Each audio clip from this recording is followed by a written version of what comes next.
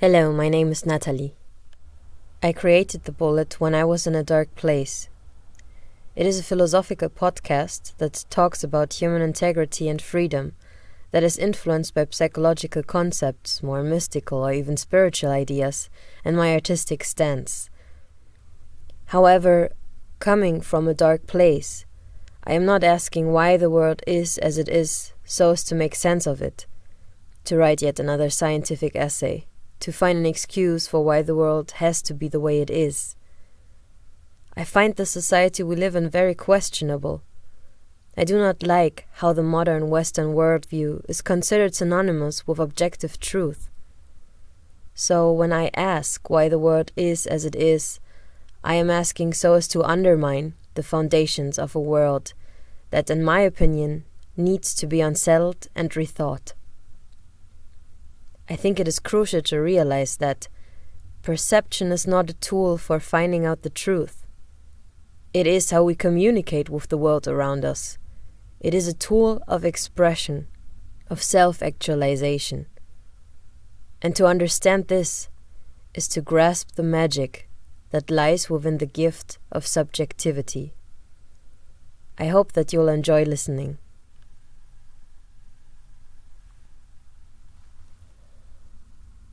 Ladies and gentlemen,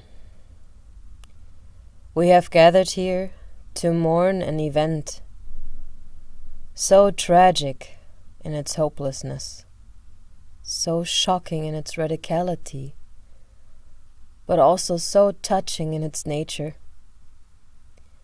that it's hard to find words that can even come close to doing it justice. We should be thinking, staring, crying, in silence and solitude. We should not say one word. No, our mouths should be sealed like a letter that is not to be opened. Every sound shall be withheld. Every word that might come to mind shall stick in our throat like a rusty knife. So painful, so unbearable, so cruel.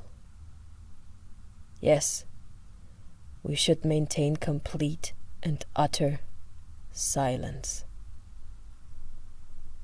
Oh, the pain, dear Lord, of a young innocent person that couldn't help but be as flawed as nature in one of her more filthy whims had intended it.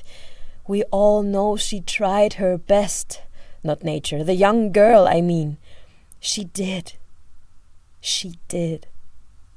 Wasn't it heartwarming how she tried to make up? Didn't we all shed a tear of compassion when we saw her trying so hard and yet failing over and over again?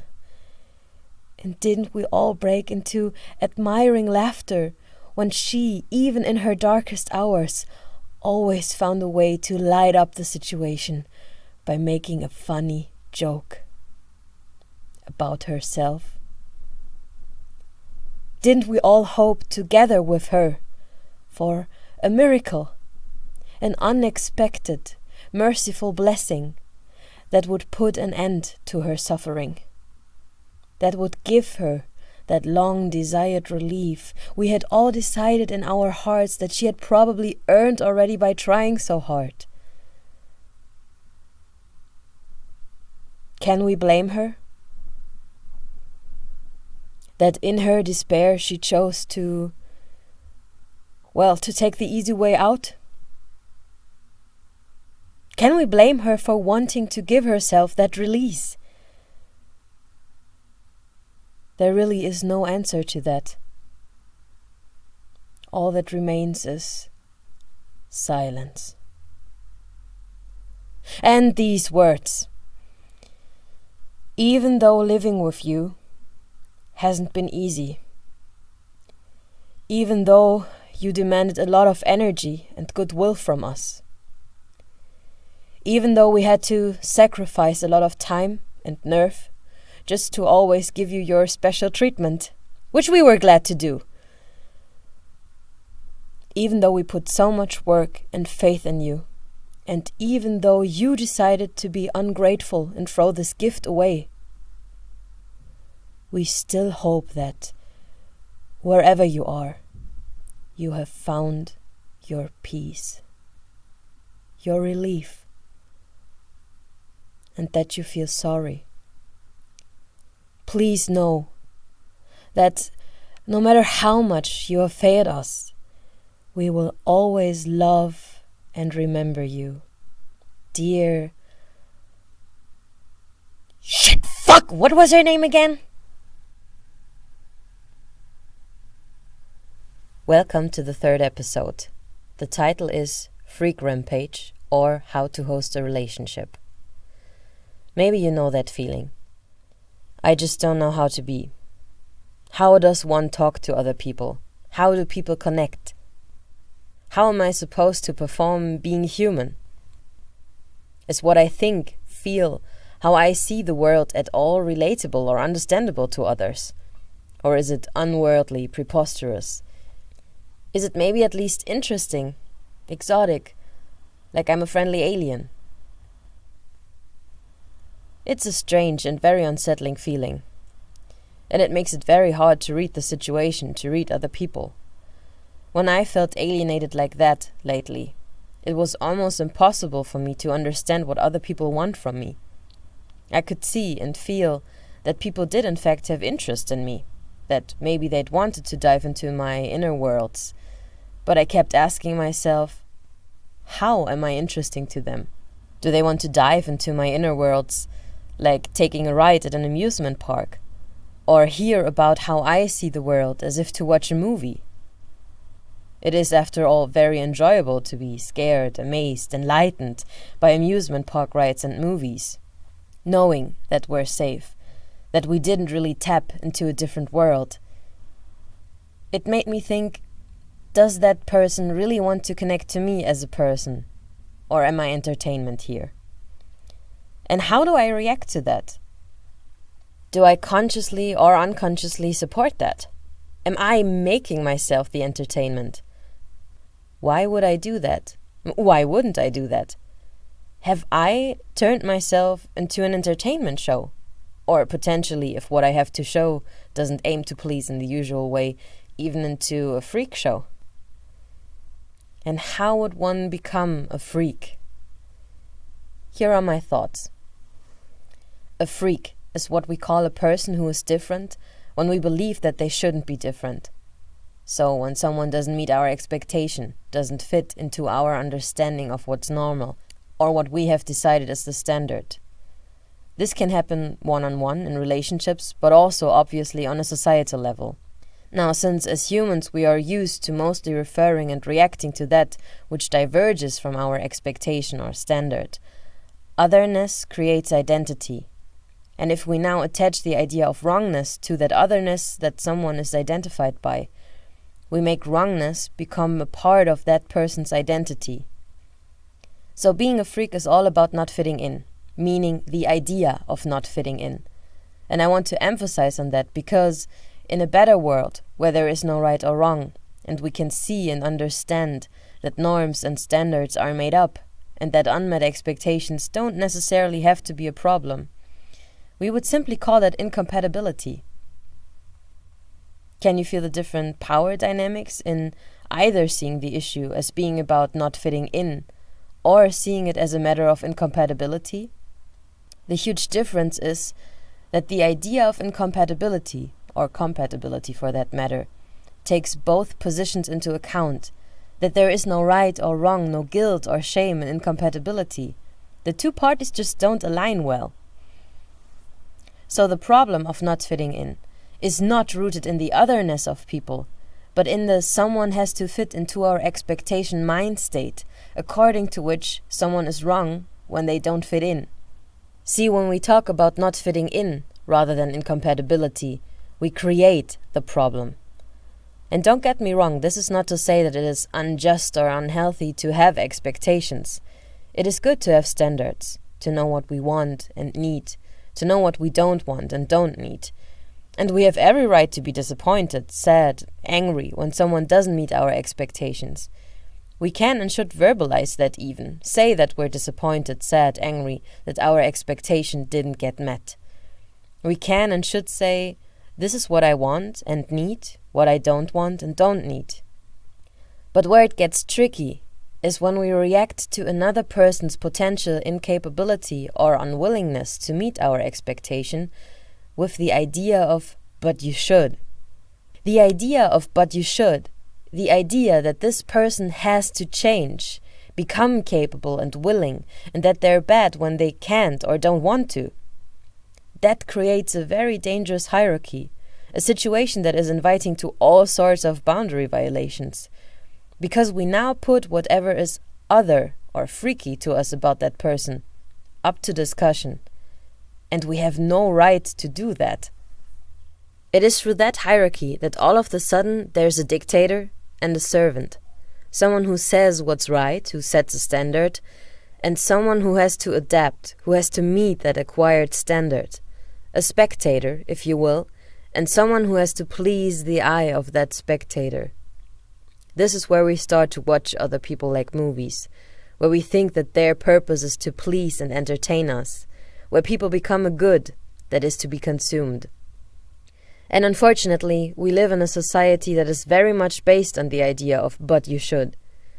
We live in a world where it is still perceived as normal that the people who, simply by matter of force, make it to the top of that before-mentioned dangerous hierarchy get to proclaim their expectations as right and create such an overwhelming, forceful majority that it is nearly impossible to escape the weight of their expectation that lies heavily on the shoulders of all others.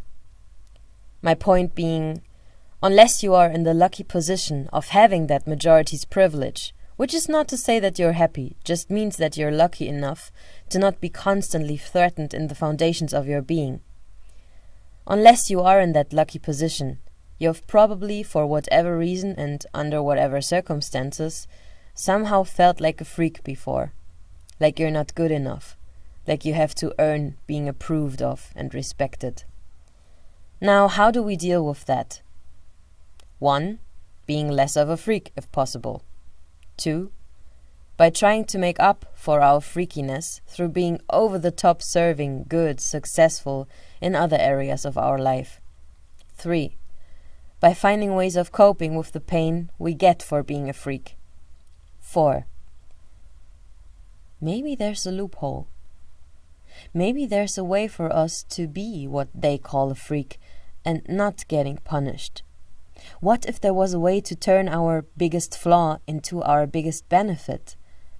What if there was a way to get our freakiness approved by making it entertaining? Yes! Let's create a freak show. The deal is, I will expose myself and allow you to openly laugh about me, hate me, be scared, disgusted. I'll let you have all of these reactions to my otherness. I will even consciously provoke them, pleasing your worldview, unburdening you from your responsibility. And therefore, you let me be. Yes, I still play into your expectations, but the power dynamic has shifted, as I now rule over the circumstances of my exposure. You will see me in all my freakiness, and you will not just approve of me, you'll love me for it. No sanctions, no need to change. I have won. Or have I? In exposing ourselves, we hope to be seen. But it doesn't mean that we will truly be seen. We feel that we're being acknowledged, eyes on us that say yes. But are they saying yes with a love for who we are? Or are they saying yes with a love for how we perfectly fit in their worldview? Are they grateful for the fact that we're there, for us as people? Or are they grateful for the fact that they were right about us? What is the difference between a strong hug and being smothered? To turn ourselves into a freak show like that is a very specific way of living that which is seen to be flawed about us, so supposedly owning it, while still maintaining the relationship that made us a freak, that identified us as flawed, wrong. Yes, we get to be ourselves, but we're still saying yes to the concept of not fitting in, supporting the idea that we should. So the only thing we've really gained is the freedom of a jester. We can say, have, and be our truth, yes, however, at the cost of our dignity. The words and deeds of a jester are not to be taken serious. We're not a real person. We're kind of outside of the law, and that can be dangerous. Because when we establish a self-image of us as a freak, be it that we're an undercover freak, a well-meaning freak, a tamed freak, or the jester type of freak, we participate in that hierarchy that is inviting to all sorts of boundary violations. What does that mean on a relationship level, for example? Let's say someone walks by our metaphorical house and shows interest.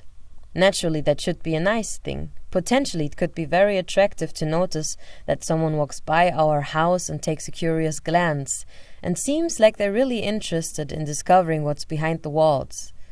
But in a world like ours, where we are either freaks in desperate need of love and approval, or privileged assholes who burn other people like cigarettes to smoke, there's also potentially 1,000 ways of how this could go wrong. Because, again, the question is, how is that other person interested? What are their motives for wanting to come in? So, assuming that we're not just all happy, free people, but that we live in a system where we are raised to look at other people from a perspective of, how can I consume you, or how will you consume me? We might, for example, have these reactions when we see a nice home. It makes me angry, because I didn't get to have a nice home, or because mine got destroyed, which could lead to a person wanting to vandalize our home. Or, it makes me hungry and I really want that for myself, which might lead to a person wanting to take things away from us. Or, it makes me euphoric because I desperately want to abandon my own shitty home, which might lead to a person wanting to find shelter in and share our place with us. Now, all of these reactions, these motives, do create a very real and strong attraction, and feeling that attraction, especially when we identify as a freak and when we're used to being consumed by other people, we might interpret as big, true love what is actually a home invasion. Again, what is the difference between a strong hug and being smothered? However, I am not suggesting that you should lock up your home and never let anyone in. It is still crucial for us as humans, as relationally dependent beings, for the possibility of love, that we do open our homes for other people. And the beauty that lies in the junction of two people, in the act of inviting someone into your home, of potentially building a home together, is still real, still true, and of value. But in order to be able to host a loving relationship in our home, we need to have clear boundaries. We cannot afford seeing ourselves as a freak. We cannot afford putting the foundations of our being up to discussion. Yes, change is good and might be necessary. And when someone really loves us, sees us, wants to help improve things in our home so that it fits our needs better, that is nice. But when we think that we need to change in order to be lovable at all, we open the door wide for all sorts of violations. And it is a crucial misunderstanding when we think that it is out of love, that we're doing it for the sake of the other person, when we try and make them fit into our expectation, when we change their home so that it fits our needs, that might be very different from their needs. Honestly, when you invite someone in your home and they're just criticizing it, trying to rearrange everything according to their ideas of what a home should look like, then that's just a naughty guest shitting on your carpet. What impudence! To come into your home and criticize it. When I find someone else's home unlivable, I should not move in. I should not stay and try to change everything. That's just disrespectful. Sure, most people who do that probably think that they're doing it out of love. They think that they know better what's good for the other person. They do really believe that what they want for the other person would be an improvement to their situation. And yes, we can truly love someone but still be incompatible on a certain relationship level, which hurts. And of course we don't want to let go. Of course we try and negotiate. But when no compromise can be found, we need to let go. Because love truly ends when we ask the other person to be or act for us in a way that is not according to their best interest, that is not according to who they are, how they want to live, how they want to express, what they define as their freedom and integrity. That is the end of love.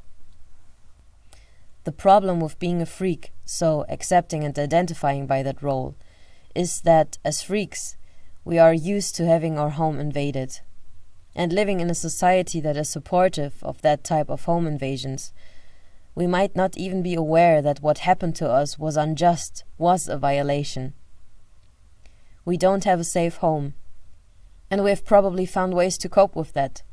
Chances are that we have abandoned parts of our home and left them as a no man's land, as a stomping ground for potential invaders, or that we have put up a huge fence that scares off potential invaders as well as potential lovers, or that we have tried and camouflaged our home, making it invisible. Either way, these coping strategies show that we have learned that it is not safe for us to invite someone into our home, that love is not safe. And so we live in the eternal conflict of needing and wanting love on the one side, and needing and wanting safety on the other side, but only ever being able to have one of the two. And the more we experience love, the closest we can get to love, as an absence of safety, and experience safety, to at least not have the foundations of our being threatened from the outside, as an absence of love, the deeper gets our wounding. The more we cling to relationships that are painful and making us feel more and more flawed, thinking that it is the best thing we can get, and believing that the other person meant well, that they treated us like that because they love and want us so much. And maybe they're right. Life would be much easier if we would just fit in, right? So maybe we should just change, for our own sake. How painful can it be? How hard? It would be worth it, no? Everything will be so much better and easier once we get there, and maybe we should be grateful for that impulse. Because now we have an even better motivation. We're doing it for the person we love. We're doing it out of love. Is there a higher motive, a higher goal, a holier mission? I know it hurts, but that is not love. I know it hurts because it extracts all holiness, all purpose, romance from our potential past suffering that was only bearable because we thought that we were suffering for a higher cause. It shows that our suffering was not beneficial for anyone, that we have sacrificed ourselves, our love, creating nothing but more suffering. That is a painful realization. But that doesn't mean that we were stupid when we believed in love, when we wanted to give, when we wanted to be dedicated. And only because we're freaks doesn't mean that we can't find and have love. Doesn't mean it's impossible to host a loving relationship. What we need to do is own our home again.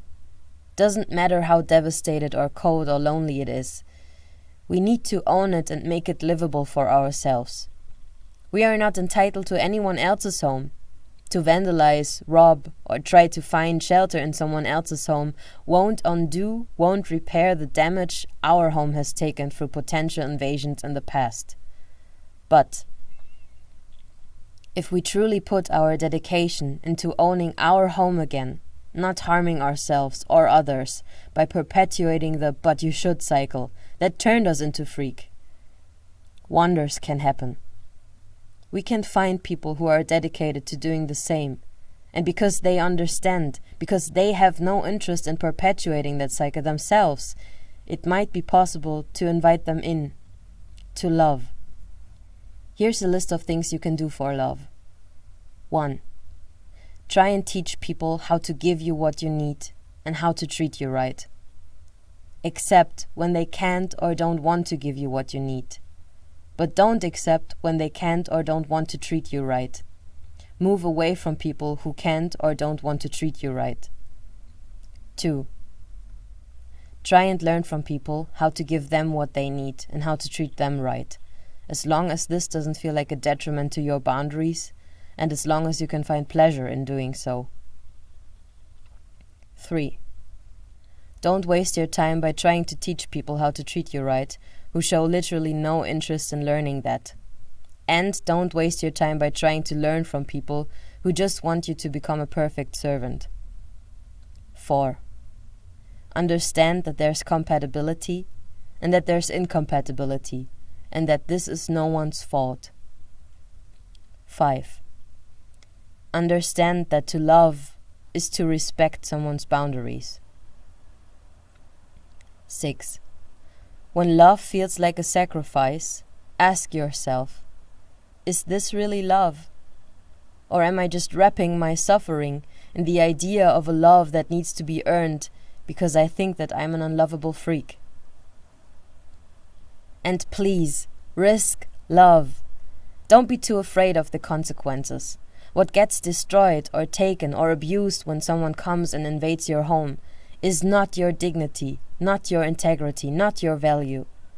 It is but the form, the current embodiments of your dignity, integrity, values that are tested.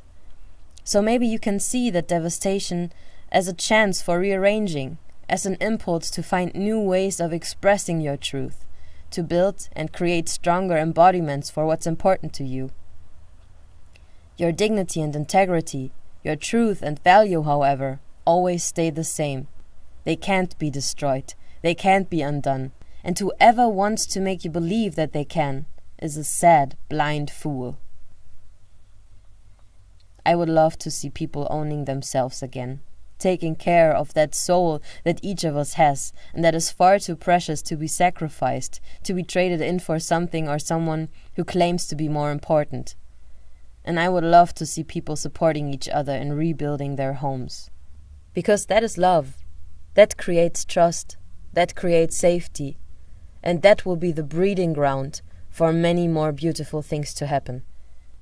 Thank you for listening, and this week's song recommendation is the song Bang Bang, as performed by the Raconteurs. And special thanks to Yemima Milano, who is a supporter of this podcast. If you enjoyed listening to this podcast and would like to support it, please check out my Patreon page. That is patreon.com/thebullet by Natalie Wendt. There you can find all information you might be interested in. And also, feel free to leave me a comment or any personal thoughts you might have. They're all appreciated. I hope that the struggles you might be facing right now will turn into a bullet that will touch what needs to be touched, shatter what needs to be reassembled afresh, and implant the seed of change where freedom is needed. And I hope that you'll have a good week.